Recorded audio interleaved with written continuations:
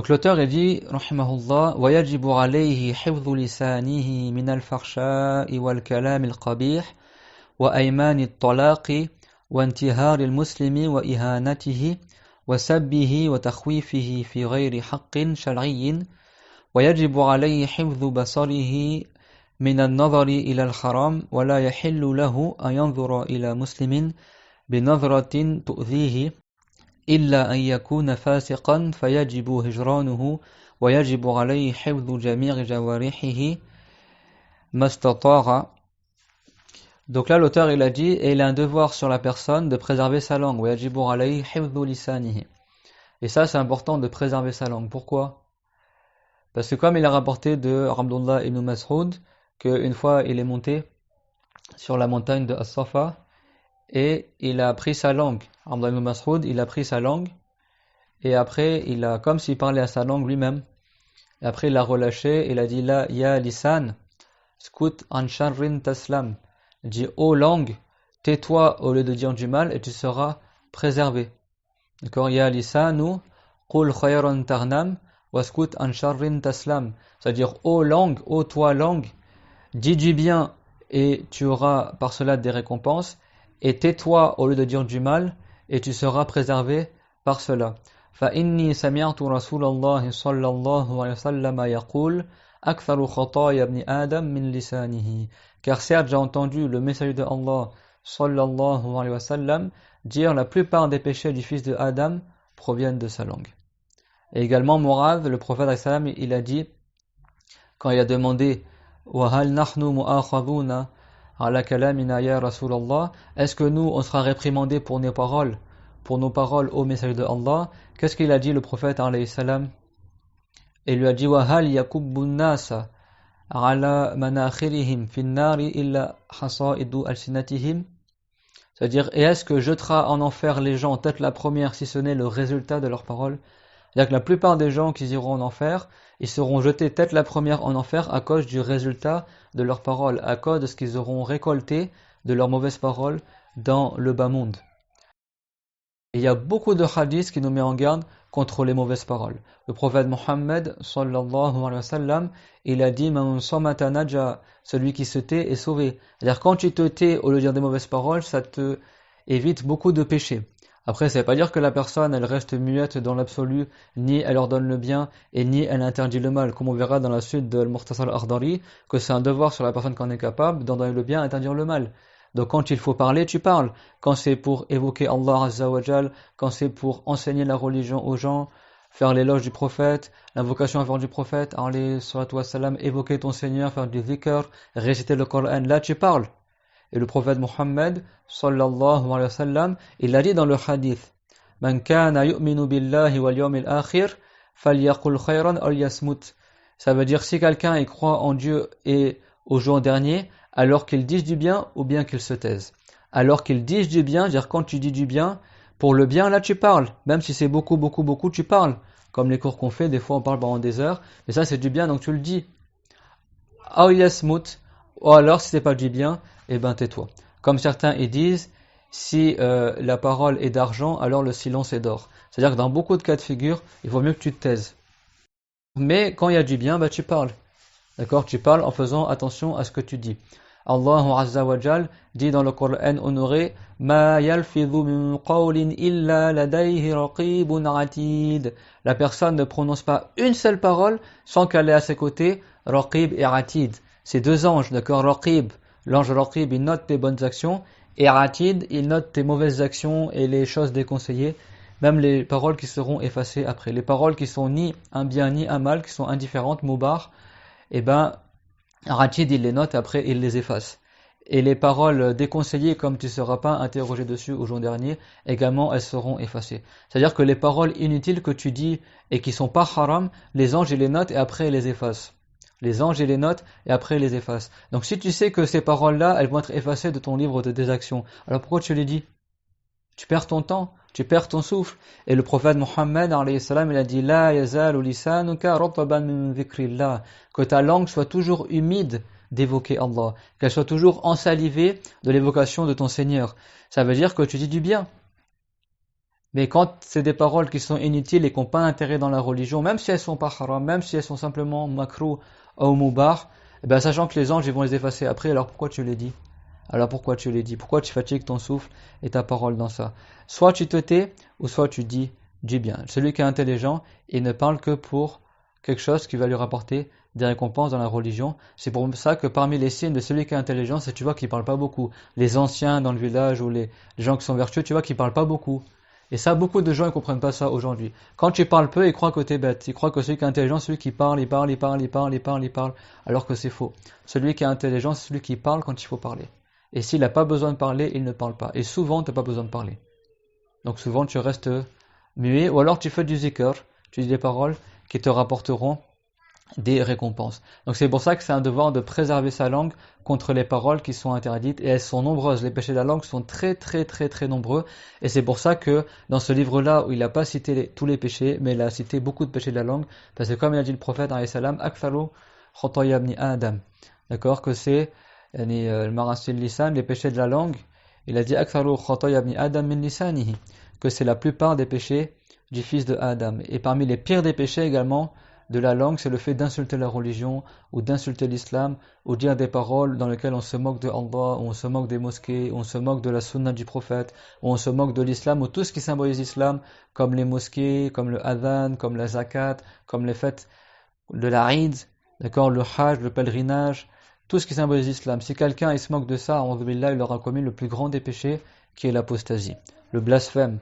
la parole qui fait qu'il est plus musulman et il sort de l'islam, et il doit retourner en islam en disant l'attestation de foi, La ilaha illallah Muhammad Rasulullah, il n'y a qu'un seul Dieu, c'est Allah, et Muhammad est le prophète de Dieu, que Dieu nous préserve de telles paroles abominables. À l'époque du prophète, certains ils se sont moqués de la religion dans le dos du prophète, et Dieu il les a dévoilés dans Surat At-Tawbah, et il a également clarifié leur jugement aux yeux des musulmans.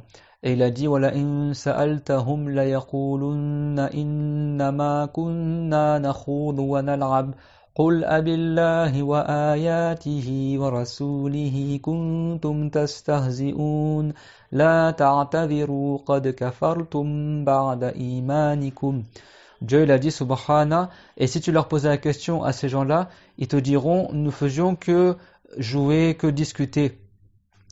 Qul abillah, dit est-ce que c'est de Dieu, wa ayatihi, de ses versets, wa rasulihi, de son messager, kuntum tastahzi'un, dont vous vous moquiez, la ta'taviru, ne cherchez pas d'excuses dans votre acte, qad kafartum ba'da imanikum, vous êtes sortis de la religion de l'islam après avoir montré que vous aviez la foi aux gens. Parce que c'est des gens qui étaient hypocrites, en réalité dans leur cœur ils n'avaient pas la foi, parce qu'ils se moquaient de la religion. Et Dieu il a dit que comme c'est confirmé qu'ils sont moqués de la religion, et ben ils sont plus musulmans. Et également dans une autre ayah dans cette Tawbah, Dieu l'a dit yahrifuna billahi ma qalu wa laqad qalu kalimatal kufri wal kafaru ba'da islamihim. Ça veut dire ils jurent par Allah qu'ils n'ont pas dit la parole de mécréance. Yahrifuna billahi ma qalu wa laqad qalu, qu'ils n'ont pas dit alors qu'en réalité ils ont certes dit kalimatal kufr, la parole de mécréance. Et ils ont quitté l'islam après avoir eu l'apparence des musulmans. Que Dieu nous en préserve. Ça, c'est la pire des paroles. Toute parole qui revient à se moquer des anges, ou du Coran, ou à rabaisser le voile pour la femme, ou la rimama pour les hommes, ou la barbe, ou le qamis, ou tout ce qui symbolise l'islam, que Dieu nous en préserve. Celui qui s'en moque, il tombe dans le péché et il est plus musulman, et il doit retourner en islam en disant l'attestation de foi, comme on l'a clarifié, comme tous les savants musulmans également ils l'ont dit, Al-Qadi Iyad, dans le livre Al-Shifa, l'imam Malik, tous les savants malikites, ils disent cette chose-là, ce qu'on appelle la ridda, l'apostasie par la parole. L'apostasie, comme on l'a vu, est de trois sortes, soit par la parole, le blasphème, soit par la croyance, l'hérésie, ou soit par les actes, le sacrilège. Et chacune d'entre elles fait sortir la personne de l'islam, que Dieu nous en préserve. Par la croyance, comme ceux qui croient que Dieu aurait un fils ou une femme, ou que Dieu il serait comme l'être humain, ou que Dieu serait une lumière ou une âme, ou que Dieu serait partout, ou qu'il serait un volume. Par les actes, comme ceux qui se prosternent pour le soleil ou pour la lune ou pour des idoles, comme on a vu dans les cours. Ça également, ça montre que la personne n'est pas musulmane. Et par les paroles, c'est la règle qu'on a citée. Donc également, tout comme on n'a pas le droit de se moquer de Allah, ni du prophète Mohammed, ni des anges, également on n'a pas le droit de se moquer injustement d'un musulman et de l'insulter injustement. وَيَجِبُ عَلَيْهِ حِفْظُ لِسَانِهِ مِنَ الْفَحْشَاءِ وَالْكَلَامِ الْقَبِيحِ. C'est de voir que la personne préserve sa langue contre les paroles outrancières, el-farsha, vraiment les choses, les paroles immondes qui dépassent les limites dans le péché, comme la parole de mécréance, ou al-kalam al-qabih, les paroles laides. Alors ça veut pas dire que toutes les paroles laides sont haram, mais il convient que le musulman, il embellisse sa langue par des belles paroles. Et il y a des paroles qui sont haram, et il y a des paroles qui sont déconseillées. Comme par exemple les paroles qui sont laides, ayman et-talaq, donc c'est les serments dans le divorce. Donc le divorce, le prophète il a dit abradul halal ilallah at-talaq, que la chose qui est permise mais qui est le moins agréée par Allah, c'est le divorce. C'est-à-dire que le divorce, si tu n'as pas d'excuse pour divorcer ta femme, si tu n'as pas de raison légale de divorcer ta femme, c'est déconseillé que tu divorces ta femme. Mais ça reste permis. Donc c'est pas bien en islam que quelqu'un divorce sa femme pour rien. Le mieux c'est qu'il patiente dans son mariage et qu'il reste dans ce bien-là, ce grand bienfait que le mariage. Comme Dieu l'a dit, que c'est possible que vous voyez quelque chose qui vous déplaise de vos épouses, mais en réalité il y a un bien derrière. Mais après, si vraiment quelqu'un doit divorcer parce que sa femme elle respecte pas la religion, parce qu'elle lui manque de respect tout le temps, elle l'insulte, elle le tape, parce qu'elle elle fait des péchés, elle ne fait pas la prière, elle le vole ou des trucs comme ça, il y a des cas où c'est recommandé qu'il la divorce. Si elle persévère sur un grand péché, sur un nushuz, qui est le manque de respect envers le mari, etc., les grands péchés, tout ça, là c'est recommandé qu'il la divorce. Mais sans raison, c'est déconseillé. Et ayman at-talaq, donc le yamin à la base c'est-à-dire le serment. Donc les serments dans le divorce c'est ce qu'on appelle aussi talaq al-mu'allaq. Donc ça peut englober ça, c'est-à-dire le divorce conditionné. C'est-à-dire quand tu dis wallahi, par exemple quelqu'un il dit à sa femme wallahi, si tu sors de la maison, t'es divorcé. Si la femme elle sort de la maison, elle est divorcée. C'est-à-dire qu'il fait dépendre l'occurrence de son divorce par un acte qu'elle va faire ou quelque chose qui aura lieu ou qui n'aura pas lieu. Donc ça on appelle ça yamin at-talaq, le serment dans le divorce. Mais c'est pas une condition qu'ils disent wallah. Donc ça, par unanimité des savants, si la femme elle fait la chose par laquelle le divorce a été conditionné, le divorce il a lieu. Donc là le mari ne pourra pas donner l'expiation du serment qu'il n'a pas tenu, même si on appelle ça yamin, ça ne remplacera pas. Et ça ne le sauvera pas de son divorce conditionné. C'est pour ça que Dieu il a dit at-talaqu marratan fa imsakum bi ma'rufin aw tasrihum bi ihsan. Allah Azza wa Jalla, il a dit le divorce c'est 2 fois. C'est-à-dire le divorce après lequel tu peux reprendre ta femme en mariage, c'est de 2. Mais à la 3e fois, tu pourras plus reprendre ta femme en mariage. Comme c'est marqué dans le Coran, hatta tankiha zawjan ghayrahu, jusqu'à qu'elle épouse un autre mari que lui. C'est-à-dire jusqu'à qu'elle se marie avec un autre homme, elle attend sa période de ridda, période d'éviduité, avant de pouvoir se remarier. Donc c'est 3 périodes de menstrues en général, ou 3 mois lunaires pour celle qui n'a pas les menstrues. Après, elle se marie avec un autre homme. Après, ils consomment le mariage, ils font le rapport sexuel. Après, l'autre homme, s'il veut, il la divorce. Après, elle refait sa période de ridda, période d'attente, d'éviduité. Et après, si elle veut, elle se remarie avec le premier mari. C'est que sous ces 5 conditions-là qu'elle pourra retourner en mariage pour son premier mari. Pour son premier mari, s'il l'a divorcé par 3 fois. Donc c'est pour ça que Dieu il a fait que le divorce, c'est que 2-3. Et il n'y a que 2 divorces après lesquels on peut reprendre la femme en mariage. At-talaqu marratan fa imsakum bi ma'ruf. Donc après l'avoir divorcé 2 fois, là il lui reste qu'une seule occasion de la divorcer, après il pourra plus le reprendre en mariage. Donc soit après fa imsakum bi ma'ruf, soit il retient sa femme avec la bonne manière et il la divorce plus, aw tasrihum bi ihsan, ou alors il fait ce qu'on appelle la sarah et il la divorce, mais elle est aussi de la bonne manière, mais il pourra plus se remarier avec elle. Donc la sagesse que Dieu il a fait que le divorce c'est que de 3, c'est pour que les hommes ne se précipitent pas à divorcer leur femme pour rien. Et il y a des gens, qu'est-ce qu'ils font? Ils divorcent 3 fois directement, en une seule parole. Le divorce, il compte comme 3, il ne peut plus reprendre sa femme en mariage. Et même certains ignorants, ils pensent que le divorce n'aura lieu que si tu le répètes 3 fois. Eux, ils ont divorcé leur femme. S'il n'a pas voulu marquer l'insistance, son divorce, il a lieu. Donc c'est pour ça qu'il a dit que la personne, il convient qu'elle préserve sa langue. Des divorces conditionnés, des divorces dans tous les sens, ça c'est pas des bonnes paroles. Abradul halal ilallahi at-talaq. Le talaq, il y a beaucoup de règles dans le chapitre du mariage, mais le talaq, s'il est dit par une parole explicite, même si la personne n'avait pas l'intention de divorcer, le divorce a quand même lieu. Même s'il dit ça en rigolant. Parce que le prophète, alayhi salam, il a dit Thalathatun jidduhunna jiddun wa hazluhunna jiddun. Il a dit il y a 3 choses, si tu les dis en étant sérieux, ça compte comme étant sérieux, et si tu les dis en plaisantant, ça compte aussi comme étant sérieux. Et il a dit An-nikahu wa talaqu wa raj'a. Le mariage, donc si tu fais un mariage pour rigoler, il compte quand même s'il y a les conditions réunies avec le tuteur et les témoins. Bon, dans l'école Malik, comme vous le savez, c'est pas une condition que les témoins dignes de confiance soient présents lors du mariage. Mais avant de consommer le mariage, il faut qu'il fasse ce qu'on appelle al-ishhad, c'est-à-dire qu'ils rassemblent un grand groupe de gens lors du repas de noces, al-walima par exemple, et ils annoncent leur mariage devant un grand groupe de témoins. D'accord? Ça c'est chez les Malikites. Pour le contrat de mariage, il faut quand même le tuteur de la femme, donc le père de la femme, et le mari. Donc si lui, pour rigoler avec le père d'une femme, il dit marie-moi ta fille, lui dit je te marie ma fille pour une dot de temps, et l'autre il répond j'accepte ce mariage, et la fille elle est mariée à cette personne-là même s'il rigolait. Wa talaq, le prophète l'a dit également le divorce. Si quelqu'un pour rigoler il dit à sa femme vas-y pars, soi-disant il dit t'es divorcé, et le divorce il a lieu quand même. Parce que quand il dit tu es divorcé, cette parole-là elle est explicite dans le divorce. Donc on ne regarde pas son intention, on ne regarde pas l'intention de la personne.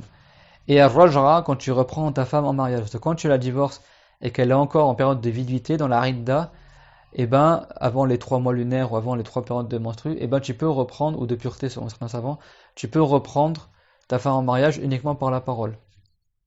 Sans refaire un contrat de mariage. Il dit Anjartuki ila nikahi, je te reprends mon mariage, et elle redevient son épouse sans avoir à refaire un nouveau contrat de mariage. C'est clair? Donc le mariage, si tu divorces par ta langue, elle est plutôt à ton épouse, et même si t'es pas allé au tribunal faire des papiers, etc. En islam, c'est par la langue que ça se passe. Pour la prononciation, par la parole. Même si c'était pour rigoler. Le prophète, il a dit wa hazluhunna jiddun. Et le fait de les dire en rigolant, ça compte aussi comme étant sérieux. Donc si c'est ça, c'est valable, même en rigolant, que ce soit pour le contrat de mariage, le divorce et la reprise en mariage, alors que dire pour les paroles de mécrance. Si quelqu'un il dit des paroles ou des insultes envers un musulman pour rigoler, ça compte quand même pour des grands péchés de la langue. Si ça blesse le musulman, etc. Et si c'est une parole de mécrance, la personne, elle tombe à billah dans le blasphème, même s'il rigolait, parce que le prophète nous a fait savoir que tu rigoles ou pas, dans tous les cas, les paroles, elles sont comptées, comme c'est marqué dans le Coran. C'est pour ça que ici l'auteur il a consacré une page entière dans ces péchés de la langue. Il n'a pas tout cité, mais certaines choses. Donc il a dit ويجب عليه حفظ لسانه من الفحشاء والكلام القبيح وأيمان الطلاق وانتهار المسلم وإهانته وسبه وتخويفه في غير حق. Donc أيمان الطلاق, donc les serments dans le divorce, وانتهار المسلم, le fait de parler durement aux musulmans, de le blesser par les paroles, وإهانته, le fait de rabaisser un musulman, que ce soit par la parole ou autre. Le musulman, le prophète il a dit, le prophète sallallahu alayhi wa sallam, qu'est-ce qu'il a dit? Il a dit inna hurmatal mu'min 'inda Allahi a'zamu min al-Ka'ba. C'est-à-dire que le mérite du musulman au jugement de Allah est plus éminent que celui de la Kaaba. Le musulman, même s'il fait des péchés, par sa foi en Dieu, il a un mérite son jugement de Allah. Tu n'as pas le droit de toucher à son mérite, de souiller sa réputation et son honneur par des mauvaises paroles ou des mauvais actes injustement, sans que Allah ni la loi de l'islam ne l'ait autorisé. Donc c'est pour ça qu'il a dit wa ihanatihi, le fait de le rabaisser, l'ihana c'est le rabaissement, wa sabbihi, le fait de l'insulter. Insulter un musulman c'est un grand péché. Le prophète Mohammed sallallahu alayhi wa sallam a dit sibabul muslimi fusuq. Sibabul muslimi fusuq. Le fait d'insulter un musulman c'est un grand péché. Et malheureusement il y a beaucoup de gens qui insultent aujourd'hui, des fois même une insulte avec une insulte qu'on appelle al-qadhaf, c'est-à-dire qu'il attribue à la mère du musulman la fornication, ou il attribue au musulman lui-même la fornication. Il dit par exemple enfant de prostituée, ou ta mère c'est une prostituée, ou toi t'es un fornicateur, ou t'es pas un enfant de halal, même si c'est attribué à sa mère, ça compte qu'on a une parole de qadhaf. Et ça, c'est un grand péché. C'est un grand péché. Que Dieu nous en préserve. Amin. Et c'est très répandu aujourd'hui, même chez les jeunes musulmans. Sibabul muslimi fusuq. Le fait d'insulter un musulman, c'est un grand péché, comme il le rapporte Al-Bukhari dans son Sahih. Wa takhwifihi fi ghayri haqqin shar'iyyin. Également, le fait de faire peur à un musulman, c'est un grand péché si il est vraiment effrayé. Donc après, le péché, il est en fonction du degré de peur que tu as provoqué chez les musulmans. Il y a des gens, par exemple, le 1er avril, soi-disant faire le poisson avril, ça c'est pas l'habitude des musulmans, ils font peur. Dis ouais, ton fils vient de se faire écraser par une voiture. Des choses qui font très peur. Il y a même des musulmans, parce que dans certains pays musulmans, ils font le poisson d'avril, mais pas avec des mensonges qui sont des petits péchés, avec des mensonges qui sont des grands péchés. Dans tous les cas, c'est haram de mentir. Même pour rigoler, le prophète, alayhi salam, s'est rapporté également de certains compagnons, qu'il a dit La yasluhul kadhibu fi jiddin wala fi hazal. Le mensonge n'est pas valable ni en étant sérieux et ni en plaisantant. Comme on le verra, il a aussi cité le kadhib, le mensonge, dans Al-Mukhtasar Al-Akhdari. Mais le fait de faire peur à un musulman, que ce soit par un geste ou par un état, ou que ce soit par un acte ou une parole, dans tous les cas c'est haram. Le prophète Mohammed, alayhi salatu wassalam, il a dit Man ashara ila akhihi bi hadidatin, yani celui qui brandit une lame, yani un morceau de fer, c'est-à-dire une lame, une épée, vers son frère, laranatul malaikatu, yani yurawirahu, afin de lui faire peur, laranatul malaikatu wa in kana akhahu min ummihi wa abi. C'est-à-dire si quelqu'un il brandit une lame de fer, une lame de métal vers son frère pour lui faire peur, pour lui faire semblant qu'il va le frapper. Il y en a, ils font ça avec des pistolets, par exemple, la bille ou autre, pour faire peur à son frère. Comme ça, il brandit une lame vers son frère pour lui faire peur. Le prophète, alayhi salam, il a dit que les anges le maudissent, c'est-à-dire qu'il tombe dans le grand péché, ce musulman-là. Et même s'il a brandi cette lame-là vers son frère de même père et de même mère. Même s'il a brandi cette lame-là vers son frère de même père et de même mère. C'est rapporté dans le hadith qu'il y avait un compagnon qui dormait, et il avait des flèches à ses côtés, et il y a des compagnons, pour rigoler, ils ont pris des flèches de lui pendant qu'il dormait. Et lui, ça l'a réveillé, et il a eu peur. Et après, le prophète, alayhi salam, il leur a enseigné que c'est interdit de faire peur aux musulmans. Donc faire attention à ça. Le musulman, il a mérite son jugement de Allah. Donc c'est interdit, comme il a dit, wa takhwifihi fi ghayri haqqin. Le fait de lui faire peur, à takhwif al-khawf, c'est la peur, et takhwif, c'est le fait de faire peur. Fi ghayri haqqin shar'iyyin, dans autre qu'un droit légal, légiféré. D'accord? Les droits légiférés, ça veut dire que dans certains cas, tu as le droit de faire peur aux musulmans. C'est bon? C'est pour l'empêcher de faire un péché, ou pour qu'il arrête quelque chose. Également, si dans une bataille, par exemple, des musulmans ils combattent injustement, et tu leur fais peur pour décourager dans la bataille, parce que eux ils sont injustes. Quand c'est contre des injustes pour qu'ils arrêtent leur péché, il y a des cas où on a le droit. D'accord? Et quand tu rappelles l'au-delà à quelqu'un, tu le fais peur par le châtiment, etc., c'est pas haram, bien sûr, ça. C'est bon? Et quand la gravité du péché, comme on a dit, des fois il y en a qui se cachent derrière une porte pour faire peur aux musulmans. Mais des fois, c'est pas une frousse effroyable, bien. Mais c'est selon le degré du péché. Dans tous les cas, c'est haram. C'est haram parce que ça comporte une nuisance pour le musulman, et même c'était pour rigoler. Sauf s'il y a une excuse légale, un droit légiféré qui justifie le fait de faire peur à ce musulman-là.